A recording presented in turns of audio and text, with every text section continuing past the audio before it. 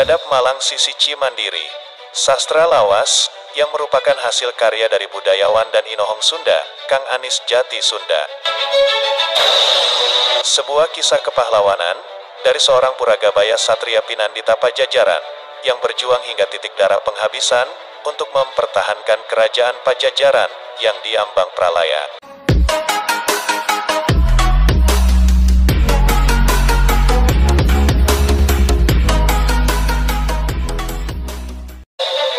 Alkisah, di zaman Pajajaran sedang dilanda kerusuhan, kotanya dikepung dan mau dibumi hanguskan.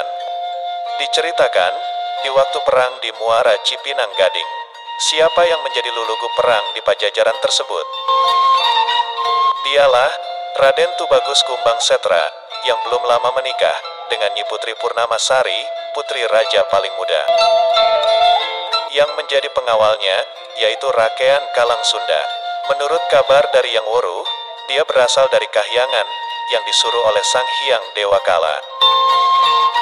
Turun menjadi bocah Angon, yang diangkat anak oleh Ki Lengser, untuk kelak di waktunya, menjadi pokok jawaban, yang menjawab pertanyaan, cirinya petilasan dan oleh uga yang menjadi sebutan.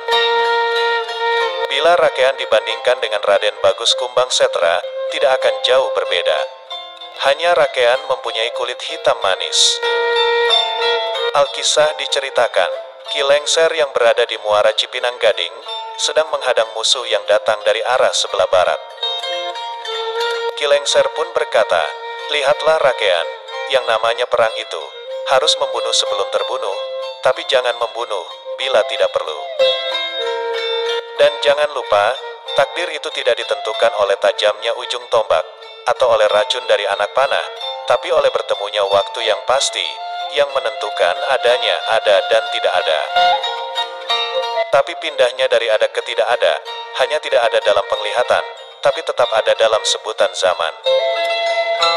Nah, oleh sebab itu, Rakean, dirimu jangan takut kalau gugur dalam perang, perang dalam membela negara, walau di akhir, namamu itu dihilangkan, dirimu tidak akan mati jadi dedemit.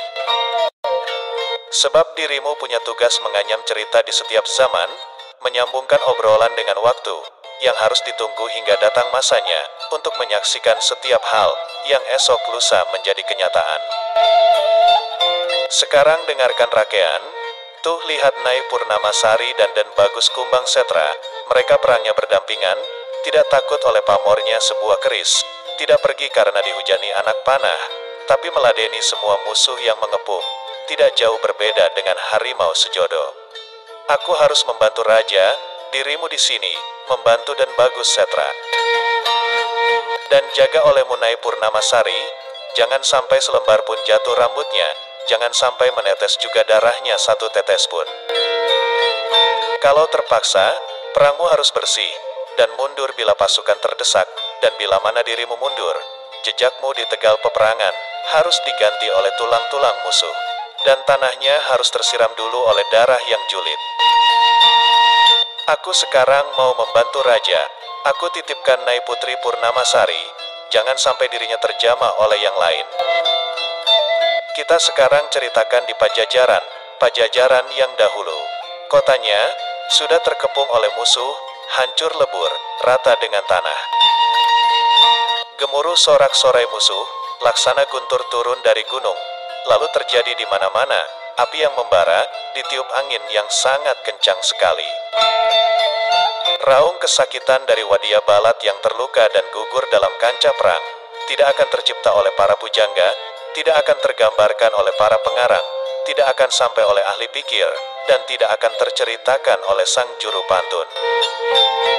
Rasa takut, marah, sakit, jengkel, nyeri, dan pedih, semua menjadi satu, dalam bertarungnya orang Pajajaran, melawan musuh yang jumlahnya tidak seimbang. Memang sudah begitu harusnya, sudah ditentukan oleh yang membuat kisah. Tidak begitu lama, kota Pajajaran menjadi lautan api. Tidak ada saung yang berdiri, tidak ada kandang yang tinggal palang, tidak ada lumbung yang tersisa, tidak ada rumah yang tidak terbakar. Semua yang ada di dalam kota tidak ada yang tersisa.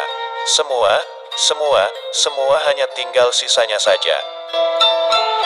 Namun masih ada yang tersisa, seperti yang tidak terlihat oleh api, yaitu serumpun Hanjuang Siang, di sisi taman sebelah timur, sebelah utara Lawang Gintung. Nah itu paku jajar serumpun, sepertinya disisakan untuk menjadi saksi, untuk yang ingin merasakan dan mengalami kejayaannya Pajajaran. Yang sedih tiada berdaya, melihat Pajajaran hanya tinggal sebutan, seperti ditinggalkan untuk bukti, bila mana nanti Raja Penyelang hendak menebang pohon ciri yang tersisa dari Ki Pahare yang serumpun.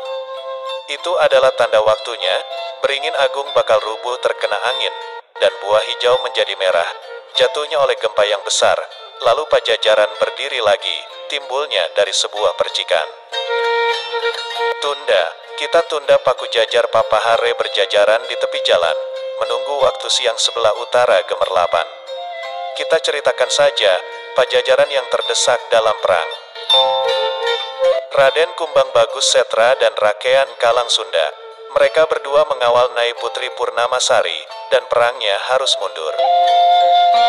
Mundurnya ke sebelah hulu, lalu menyeberang ke Pamoyanan, ke sebelah timur ke kaki gunung yang sekarang disebut Gunung Gadung. Di sana mereka perang lagi, perang yang sangat dahsyat. Ngamuknya Rakean, membantu harimau sejodo membuat bingung musuh yang mengepung di tegalan Gandapura. Kita ceritakan, Rakean yang sedang dikepung ratusan musuh. Tapi tidak akan Rakean diberi nama Kalang Sunda, bila masih ada golok, tumbak dan anak panah yang bisa melukai dirinya.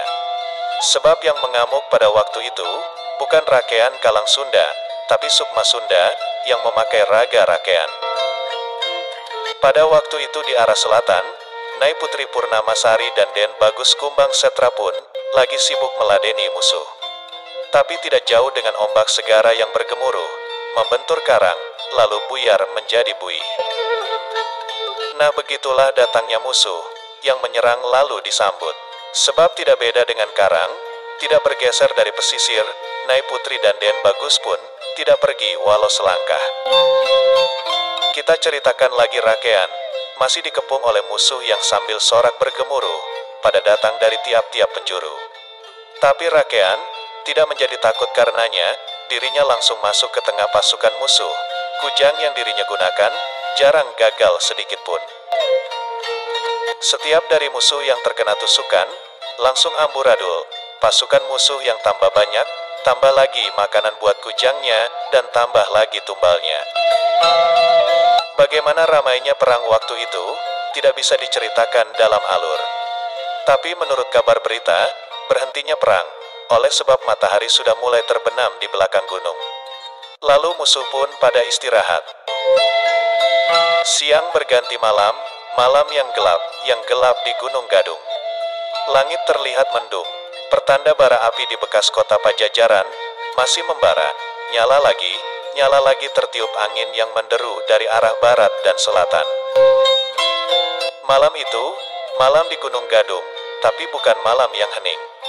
Karena sejak datangnya senja kala memeluk alam, suara binatang makin terdengar, datang dan pergi, menggelepar tiada henti. Burung malam bersahutan nyaring terdengar, dan dari situ juga, gerombolan anjing dan ajak mendengus datang karena lapar.